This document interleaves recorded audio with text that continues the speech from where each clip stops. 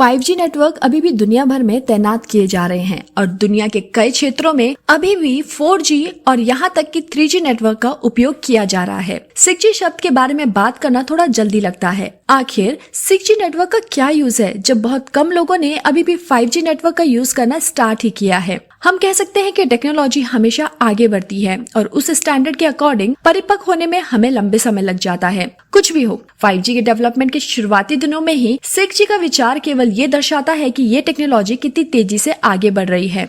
बहुत ही कम समय में हम 1G से 5G तक आने में कामयाब रहे हैं। इसीलिए 6G एक बेटर वायरलेस कनेक्टिविटी की ओर हमें लेकर जा सकता है। इसी को ठीक से समझने के लिए आज सिंपल टेक्नोलॉजी चैनल आपके लिए लेकर आया है ये वीडियो, जिसमें हम 6G टेक्नोलॉजी के बारे में बात करेंगे। स्टार्ट करने से पहले अगर आप मेरे चैनल में नए हैं या अभी तक आपने मेरे चैनल को सब्सक्राइब नहीं किया है तो जल्दी से रेड बटन को क्लिक करके चैनल को सब्सक्राइब करें। अभी कुछ दिनों पहले ही प्रधानमंत्री नरेंद्र मोदी ने भारत के 6G वर्जन डॉक्यूमेंट और न्यू इंटरनेशनल टेलीकम्युनिकेशन यूनियन, जो कि ITU के एरिया ऑफिस और इनोवेशन सेंटर का उद्घाटन किया है। तो इसी के चलते आज हम इस नई टेक्नोलॉजी के बारे में जानने की कोशिश करेंगे और साथ ही इसके कुछ एडवांटेजेस और इससे रिलेटेड चैलेंजेस को भी जानेंगे। 6G टेक्नोलॉजी से आज की वायरलेस टेक्नोलॉजी पर बहुत बड़ा इम्पैक्ट होने वाला है, क्योंकि 6G की दुनिया पूरी तरह से कनेक्टेड और डिजिटल वर्ल्ड की दुनिया होने वाली है। 5G की चुनौतियों और अधिक फैसिलिटीज प्रोवाइड करने के लिए नई आकर्षक फीचर्स के साथ 6G वायरलेस सिस्टम डेवलप किया जा रहा है। 5G का मेजर चैलेंज है बड़े पैमाने पर कनेक्टिविटी की कमी। इसका कारण है नेटवर्क पर यूजर्स का ग्रोथ, जिससे डेटा ट्रैफिक से कनेक्टिविटी कम हो जाती है। इसीलिए एक बड़ा कनेक्शन प्रोवाइड कराने के लिए 6G के माध्यम से और फीचर्स को लाने की कोशिश की जा रही है। ये न केवल बड़े पैमाने पर कनेक्टिविटी देगा, साथ ही बढ़िया स्पीड, नेटवर्क का लचीलापन और कम पावर कंजप्शन भी मिलेगा। 6G सिस्टम 5G के ट्रेंड को तो जारी रखेगा ही, साथ ही इसमें नई टेक्नोलॉजीज और नई सेवाएं भी शामिल होंगी। कुछ नई सेवाएं या टेक्नोलॉजीज जो 6G में शामिल करी जा सकती हैं, वो हैं terahertz communication, wireless power transfer और आर्टिफिशियल इंटेलिजेंस यानी कि AI। ये एक अपकमिंग फ्यूचर टेक्नोलॉजी है जिसे साल 2030 तक पेश करने की उम्मीद की जा रही है। हमारी डेली लाइफ में बढ़ते हुए डेटा डिमांड के कारण इस टेक्नोलॉजी को लागू करना जरूरी हो जाएगा। 6G का मेन फीचर है high speed data communication provide कराना। वायरलेस कम्युनिकेशन का मकसद दुनिया के बीच के अंतर को कम करना है। वायरलेस कम्युनिकेशन की हर एक पीढ़ी हर 10 साल में बढ़ती है। अगर हम 0 से स्टार्ट करें तो पहला जनरेशन ईयर 1990 में आया था, जिसमें 2-वे रेडियोज, वॉकी टॉकीज और वायरलेस टेलीग्राफ का यूज किया जाता था। वहीं 1G को पहला एनालॉग सेलुलर टेलीफोन सिस्टम भी कहा जाता है, जो कि ईयर 1980 में डेवलप किया गया था। 1G बेसिकली फ्रीक्वेंसी मॉड्यूलेशन यानी कि FM टेक्नोलॉजी में काम करता था। बात करें 2G नेटवर्क की तो ये 1990 के दशक में आया था, जो कि डिजिटल नेटवर्क का यूज करता था, जिसका मतलब है कि ये वायरलेस सिग्नल्स को डिजिटल डेटा में बदलने के लिए कोडिंग स्कीम यानी कि RF वेव्स पर ट्रांसफर करता था। 2G स्टैंडर्ड का वाइडली यूज वर्जन है global system for mobile communication यानी कि GSM, जिससे हमें सिम कार्ड्स का कॉन्सेप्ट देखने को मिला। वहीं 3G 2000 के शुरुआती दशक में आया था, जिसने मोबाइल कम्युनिकेशन में एक बड़ी छलांग लगाई। इसमें यूनिवर्सल मोबाइल टेलीकम्युनिकेशन सिस्टम यानी कि UMTS स्टैंडर्ड का उपयोग किया जाता था, जो कि सर्किट स्विच का यूज करके वॉइस और डेटा सर्विस को प्रोवाइड कराते थे, जिसमें मोबाइल इंटरनेट एक्सेस की हेल्प से आप बड़ी आसानी से वेब ब्राउजिंग, ईमेल और ऑनलाइन सर्विस का उपयोग अपने मोबाइल एप्स और सर्विसेज के द्वारा यूज कर सकते थे। साल 2000 के एंड होने से पहले 4G आ चुका था, जिसमें लॉन्ग टर्म इवैल्यूएशन यानी कि LTE स्टैंडर्ड का यूज किया जाता था। ये टेक्नोलॉजी पैकेट स्विच आर्किटेक्चर का यूज करके high data transfer rate provide कराती थी। इस टेक्नोलॉजी की सबसे बड़ी एबिलिटी हाई बैंडविड्थ एप्लीकेशन जैसे कि स्ट्रीमिंग वीडियो, ऑनलाइन गेमिंग और वर्चुअल रियलिटी है। इसमें वॉइस ओवर LTE, जिसे हम वोल्ट भी कहते हैं, उसका कॉन्सेप्ट इंट्रोड्यूस किया गया था। और अभी की टेक्नोलॉजी यानी कि 5G जो कि 2019 में इंट्रोड्यूस की गई है, वो बेहद ही बढ़िया नेटवर्क क्षमता प्रदान कराती है, जिसका मतलब है कि एक टाइम में ज्यादा से ज्यादा डिवाइसेस को बिना किसी स्लो डाउन या ड्रॉप के कनेक्शन को बनाए रखते हैं। वहीं बात करें 6G की तो हायर फ्रीक्वेंसी बैंड जो कि है टेराहर्ट्ज फ्रीक्वेंसी पर ये काम करेगा और इसका फोकस कम्युनिकेशन को और ज्यादा एफिशिएंट बनाना है आर्टिफिशियल इंटेलिजेंस यानी AI का यूज करके। कुल मिलाकर कहें तो 6G का डेवलपमेंट अभी भी अपने अर्ली स्टेजेस में है और इस टेक्नोलॉजी के पूरी तरह से डेवलप होने में अभी कई साल लग सकते हैं।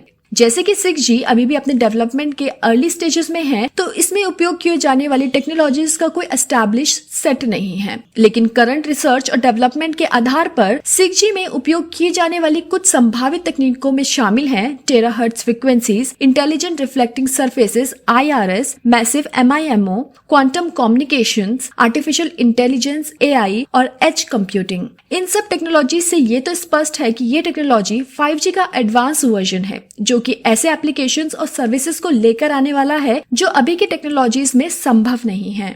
अब आप सोच रहे होंगे कि हम 6G टेक्नोलॉजी से क्या एक्सपेक्ट कर सकते हैं। तो सबसे पहले 6G मेटावर्स को प्रज्वलित करता है, जबकि मेटावर्स आज की IT सर्कल में काफी लोकप्रिय है। यहाँ तक कि 5G अभी भी हमें वो बैंडविड्थ प्रोवाइड नहीं कर पा रहा है जो हमें रियल वर्ल्ड 3D दुनिया के लिए चाहिए, लेकिन 6G उस गति और बैंडविड्थ को लेकर आने की क्षमता रखता है जिससे टेक दिग्गजों को एक इमर्सिव, प्रेसिस्टेंट और पूरी तरह से इंटीग्रेटेड वर्चुअल मेटावर्स बनाने में मदद मिलेगी।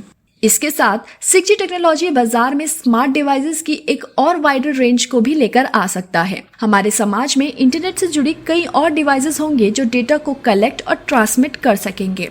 फ्यूचर के वर्क प्लेसेस में 6G का एक बड़ा रोल होने वाला है। इसके बारे में यहाँ कुछ प्रेडिक्शंस भी किए गए हैं, जैसे कि जिस तरह से हम ऑनलाइन जुड़ते हैं उसे बदलना। 2D जूम या टीम मीटिंग्स पर घंटों बिताने के बजाय हम 3D डिजिटल स्पेस में मिलेंगे, जहां हमारे अवतारों में वास्तविकता का संपर्क होगा, जहां हम ग्रुप में मिल सकेंगे और वास्तविक समय में अपने बॉडी लैंग्वेजेस को भी एक्सप्रेस कर पाएंगे। और अगर आप किसी फैक्ट्री में जाकर किसी प्रोडक्ट को आजमाना चाहते हैं तो आप डिजिटल ट्विन की हेल्प से टेलीपोर्ट कर सकते हैं और वहां से इसका अनुभव भी ले सकते हैं। इसी तरह इसका उपयोग VR और AR के साथ भविष्य के वर्कर्स को ट्रेनिंग देना भी हो सकता है। एरोस्पेस और इंजीनियरिंग हनीवेल अपने ट्रेनिंग इफेक्ट्स को बेहतर बनाने के लिए पहले से ही AR और VR का उपयोग कर रहे हैं। इससे आपको सोशल मीडिया की एक नई दुनिया का अनुभव भी मिल सकता है। स्मार्टफोन पर किसी की 2D प्रोफाइल देखने के बजाय आप 6G कनेक्टिविटी के साथ लोगों की 3D दुनिया में जा सकते हैं, जहां आप मिक्स रियलिटी ग्लासेस का यूज करके उसको एंजॉय करेंगे।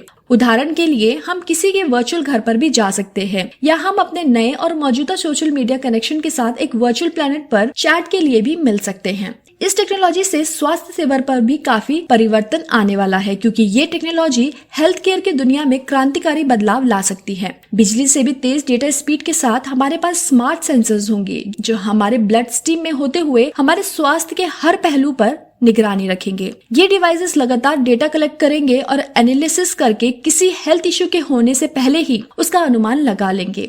ये भविष्य में हमारे स्वास्थ्य की देखभाल करने के तरीके में क्रांति ला सकता है। 6G कनेक्टिविटी के साथ हमारे पास रियल टाइम 4D मैप्स होंगे जो सिटीज के ट्रैफिक को मैनेज करेंगे और हमारी हेल्प करेंगे।